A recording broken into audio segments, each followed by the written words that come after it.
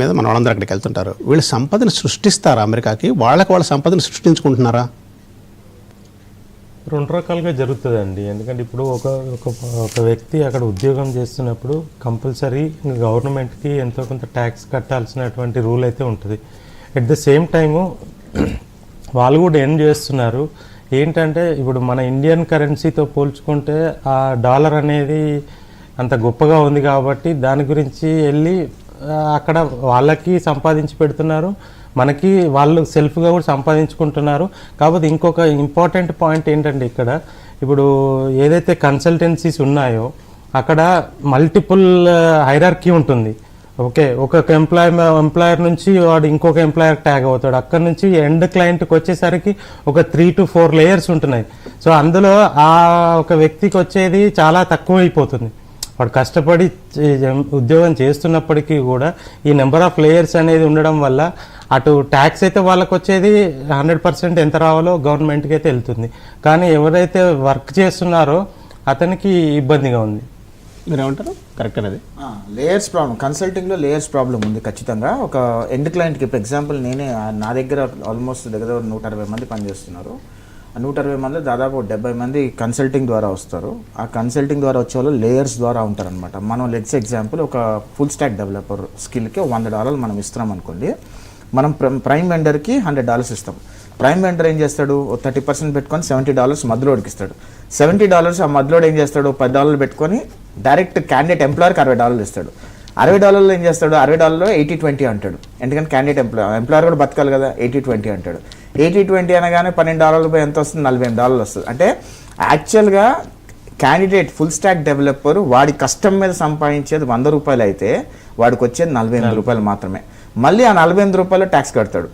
మళ్ళీ ట్యాక్స్ కట్టిన వచ్చిన డబ్బుల్లో మళ్ళీ ఏది కొన్నా మళ్ళీ ట్యాక్స్లు కడతా ఉంటాడు. So at the end of the day full time employment చూసుకోవటం ఉత్తమం అండి. ఈ కన్సల్టింగ్స్ ద్వారా వెళ్ళటం వల్ల ఇష్యూస్ అనేది ఉంటాయి.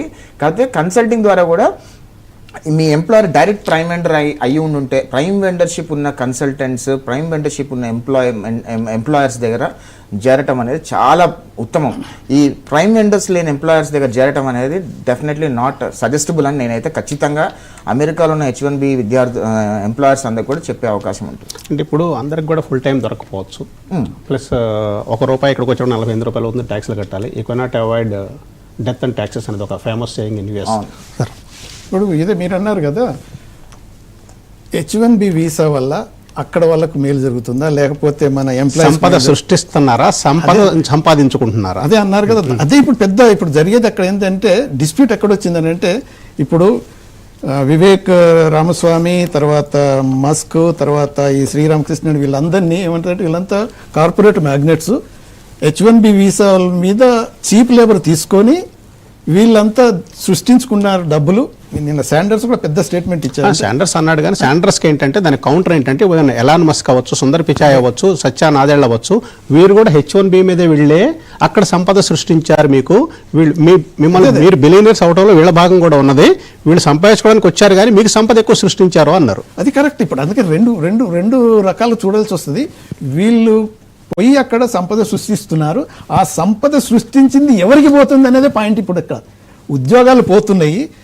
ఇక్కడ అంటే $100,000 పైన ఉన్న ఉద్యోగం ఏదైతే అమెరికన్స్కి రావాలో అది రాకుండా నువ్వు 50,000 60,000ని H-1B ఇచ్చి నువ్వు సంపాదించుకుంటున్నావు. అందువల్ల వాళ్ళకు ఉద్యోగాలు పోతున్నాయి, నీకు ఆ ఆస్తి పెరుగుతున్నది, వాళ్ళని ఎక్స్ప్లాయిట్ చేస్తున్నారు, వాళ్ళు అడ్వెంచర్ లేబర్గా చూస్తున్నారు అని ఇవన్నీ కంటే కాంట్రవర్సీస్ ఉన్నాయి. కాబట్టి ఇప్పుడు మేజర్ పాయింట్ ఏంటంటే, ఈక్వల్ పేమెంట్ తోటి మీరు H-1B తీసుకురండి. $100,000 కనుక ఇక్కడ ఒక అమెరికన్ ఎంప్లాయీ కనుక ఇచ్చేది ఉంటే అదే $100,000 ఆ H-1B వీసా కూడా ఇవ్వండి, అప్పుడు ప్రాబ్లం ఉండదు అనేది వాళ్ళు ఒక పాయింట్ రైజ్ చేశారు. కాబట్టి ఏమైందనంటే మ్యాక్సిమం బెనిఫిట్ అనేది కార్పొరేట్ మ్యాగ్నెట్స్కి అయితే వస్తున్నది. తర్వాత కొంత బెనిఫిట్ ఏమో మన H-1B వీసా మీద పోయిన ఎంప్లాయీస్ కూడా వస్తుంది. ఇవాళ రేపు ఇక్కడే మన దగ్గర కూడా బోళ్ళంత మంది 2 lakhs 3 lakhs సంపాదించుకుంటే వాళ్ళు ఉన్నారు పర్ మంత్. దాని మీద అరవింద్ గారు, అదే అండి, ఇప్పుడు ఇక్కడ ఉన్నటువంటి మార్కెట్ సిచ్యువేషన్లో ఒక ఎంప్లాయీ అక్కడికి వెళ్ళాలి అని అంటే ఫ్యామిలీతో వెళ్ళి అక్కడ బ్రతకగలిగేటువంటి సిచ్యువేషన్ హైలీ ఇంపాసిబుల్. ఒక్క పర్సన్ వెళ్ళితేనే కానీ తను అది ఖర్చులు అన్ని పోంగా ఏదైనా సేవ్ చేసుకొని ఇక్కడ ఏదైనా ఎర్న్ చేసుకో. అమెరికన్ డ్రీమ్ ఫేడ్ అవుట్ అవుతుందంటారా? అంతే, ఎందుకంటే ఇప్పుడు ఇక్కడే దాదాపు ఒక మంచి మంచి ఏఐ టెక్నాలజీస్ లేకపోతే అన్ని మన ఇంపార్టెంట్ టెక్నాలజీస్కి ఇక్కడే 30 lakhs 40 lakhs 50 lakhs ప్యాకేజెస్ కూడా ఉన్నాయి. అలాంటప్పుడు అమెరికాకి వెళ్తే అక్కడ ఏమొస్తుంది, ఏం రాదు, ఎందుకంటే కంపేర్ టు ఇండియాలో.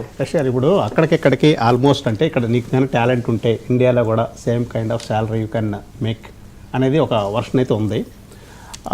దాంట్లో భాగంగా ఇప్పుడు అక్కడికి వెళ్ళిన తర్వాత ఒకసారి ఒక వాతావరణంలోకి వెళ్ళిన తర్వాత వెనక్కి రావడం చాలా కష్టం అయిపోద్ది. ఫస్ట్ గోల్ నా ఇది అయిపోవాలి, మాస్టర్స్ అయిపోవాలి. మాస్టర్స్ అయిపోయిన తర్వాత నెక్స్ట్ ఏంటి, I need to have H1. ఆ తర్వాత మీరు చెప్పినట్టు ఫుల్ టైం జాబ్, తర్వాత గ్రీన్ కార్డు.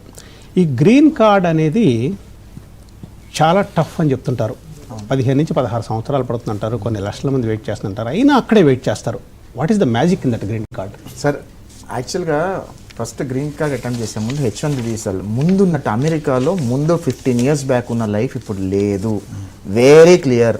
అమెరికాలో సంపాదన కంటే కూడా ఇండియాలో సంపాదన చాలా బెటర్గా ఉందనే విషయం మనం అందరూ గుర్తించాల్సిన అవసరం ఉంది. మేము అప్పుడు వెళ్ళినప్పుడు ఏంటంటే అమెరికా లైఫ్ స్టైలు, ఆ రిచ్ లైఫ్ ఉండేది, శాలరీస్ ఇవన్నీ ఇండియాతో కంపేర్ చేసుకుంటే చాలా రిచ్గా ఉండేవి. ఇప్పుడు ఇండియాలోనే చాలా బెటర్గా ఉందని నా అభిప్రాయం. రెండోది H1B అంటే నీ స్కిల్ టెక్నాలజీ అండి. ఎక్కడైతే అమెరికాలో దొరకని టెక్నాలజీ మీద పనిచేయడానికి మాత్రమే అమెరికాలోకి ఇండియా నుంచి ఇంపోర్ట్ చేసుకోవాలని H1B విధానం, కానీ దాన్ని మిస్యూజ్ చేస్తున్నారు. అది పోతే H1B వచ్చిన తర్వాత చాలామంది అంటే సంవత్సరానికి ఒక 60,000 మంది వరకు గ్రీన్ కార్డులు అప్లై చేసుకుంటారండి. ఈరోజు అమెరికా సంవత్సరానికి 10 లక్షల గ్రీన్ కార్డులు ఇస్తుంది. ఆ 10 లక్షల గ్రీన్ కార్డులో ఫ్యామిలీ బేస్డ్ ఇమిగ్రేషన్ గ్రీన్ కార్డుకి 220 అదేవిధంగా 220K. అదేవిధంగా ఇండియన్స్కి 7% ఆఫ్ ద గ్రీన్ కార్డ్స్ వస్తాయండి. అంటే దాదాపు EB1లో 2,800, EB2లో 2,800, EB3లో 2,800 గ్రీన్ కార్డులు వస్తాయి. అంటే సంవత్సరానికి 60,000 మంది గ్రీన్ కార్డులు అప్లై చేసుకుంటే దానిలో దాదాపు 7,000-8,000 మందికి గ్రీన్ కార్డులు వస్తాయండి. మిగతా వాళ్ళందరూ ఏమైపోవాలి? సో గ్రీన్ కార్డ్ బ్యాక్లాగ్ అనేది చాలా భయంకరంగా ఉంది. Almost 1.5 million H1B immigrants green కార్డులు రాక ఇప్పుడు ఇబ్బంది పడుతున్నారు. ఎందుకు గ్రీన్ కార్డు మీద అంతే బ్యాక్లాగ్ ఉంది అంటే మనకి కంట్రీ లిమిట్ ఉంది. గ్రీన్ కార్డ్ మీద కంట్రీ లిమిట్ ఉంది. ఎక్కువ శాతం ఇండియన్స్ మాత్రమే H1B మీద గ్రీన్ కార్డ్స్ అప్లై చేసుకుంటున్నారు కాబట్టి ఆ ఇండియన్స్కి 7% కంట్రీ లిమిట్ ఉంది కాబట్టి మన దగ్గర 58% వెళ్తున్నారు తెలుగు పాపులేషన్ దగ్గర వచ్చేప్పటికి. తెలంగాణ కానీ ఆంధ్ర కానీ 58% of the people they are going అక్కడ ఉంటున్నారు. ఆ 58% ఓన్లీ 7%కి వస్తే వాట్ అబౌట్ ద రెస్ట్? అదే అంటున్నా. సో అది ఎందుకు ఆ ప్రాబ్లం ఎందుకు ఉంది అంటే కంట్రీ లిమిట్ అనేది గ్రీన్ కార్డులో కంట్రీ లిమిట్ అనేది ఒకటి ఉందండి. Not population limit or not merit base first come first serve కాదు, అది కంట్రీ లిమిట్ ఉంది. ఆ కంట్రీ లిమిట్ తీయటానికి నాలాంటి వాళ్ళు కానివ్వండి చాలా అక్కడ ఉన్న ఫర్మ్స్ చాలా ఫైట్ చేశాయి. కానీ ఇప్పుడేంటంటే ఇప్పుడున్న పరిస్థితులు ఏంటంటే ఇండియన్స్ ఆరిజిన్స్ ఉన్న సత్యనాథల్లా కానివ్వండి, సుందర్ పిచ్చే కానివ్వండి, వీళ్ళందరూ కూడా మేజర్ లాబీయిస్టులు కాబట్టి ఈ టర్మ్లో కంట్రీ లిమిట్ ఎత్తేసే అవకాశం ఉంటుంది అని ఒక వాదన. ఒకవేళ కంట్రీ లిమిట్ ఎత్తేస్తే ఫస్ట్ కమ్ ఫస్ట్ సర్వ్ కింద మెజారిటీ ఆఫ్ ద ఇండియన్స్ కి గ్రీన్ కార్డులు వచ్చే అవకాశం. ఇప్పుడు వెయిటింగ్ పీరియడ్ ఎంత ఉందండి గ్రీన్ కార్డ్స్ కి? వెయిటింగ్ పీరియడ్ ఇప్పుడు ప్రస్తుతానికి అయితే December 2012 ఎవరైతే అప్లై చేసుకున్నారో వాళ్ళకి గ్రీన్ కార్డులు వస్తున్నాయి. అది కూడా ఎందుకు వచ్చింది అంటే లాస్ట్ ట్రంప్ అడ్మినిస్ట్రేషన్లో దాదాపు ఫ్యామిలీ బేస్డ్ ఇమిగ్రేషన్ మొత్తం ఆపేశాడు. అదేవిధంగా లాస్ట్ 2 years కోవిడ్ రావడం వల్ల ఎంబసీస్ అన్ని క్లోజ్ చేశారు. తద్వారా 350 గ్రీన్ కార్డులు అంటే 3,50,000 గ్రీన్ కార్డ్స్ మిగిలిపోయినాయి. ఆ 3,50,000 గ్రీన్ కార్డ్స్ని ఇమిగ్రేషన్ అంటే ఎంప్లాయ్మెంట్ బేస్కి కనుక స్పిల్ ఓవర్ చేశారు కాబట్టి 2012 వరకు వచ్చింది. లేదంటే అది 2007-9 మధ్యలోనే తత్తిసలాడుతుండింది. ఇప్పుడు 2012 వరకు వచ్చింది కదా. సో ఎవ్రీ ఇయర్ 7,000 గ్రీన్ కార్డులు అంటే ఎంతమంది గ్రీన్ కార్డులు వస్తాయి? ఎన్ని సంవత్సరాలు ఆగాలి? దాదాపు ఇప్పుడున్న సిచ్యువేషన్ 2015 వరకు 2015లో గ్రీన్ కార్డ్ వరకు వస్తుందని అనుకుంటున్నాను. ఎందుకంటే 2015కి వచ్చింది కాబట్టి 2015 వరకు క్లియర్ అయిపోద్ది 1 yearలో అనుకుంటున్నాము. 2015 నుంచి 2016 ఒక సంవత్సరం గ్రీన్ కార్డ్ మూవ్ అవ్వాలంటే 20 years పడుతుంది. వాళ్ళు ముసలాళ్ళు అయిపోతారు. యా, అందుకని గ్రీన్ కార్డ్ డ్రీమ్ని వదలటం బెటర్ అంట. అంటే నేను అంటుంది ఏంటంటే ఆల్రెడీ ఎక్స్పీరియన్స్ ఉంది, ఎక్స్పాన్షన్ చేసుకొని ఇండియా వచ్చి ఇక్కడ బిజినెస్ లేదంటే ఇక్కడ ఎంప్లాయ్మెంట్ జనరేట్ చేయడమో, మీరు అంత టాలెంట్ ఉంది కాబట్టి మీరు ఇక్కడ కంపెనీస్ పెట్టండి. అక్కడ ఆల్రెడీ మీరు 15 years 10 years అక్కడ పనిచేస్తున్నారు, అక్కడ మార్కెట్ లైఫ్ చూస్తున్నారు, అక్కడ ప్రాజెక్ట్స్ చూస్తున్నారు, ప్రాజెక్ట్ అవుట్ సోర్స్ చేసుకునే కెపాసిటీ మీకు ఉంటుంది. 80% ఆఫ్ ద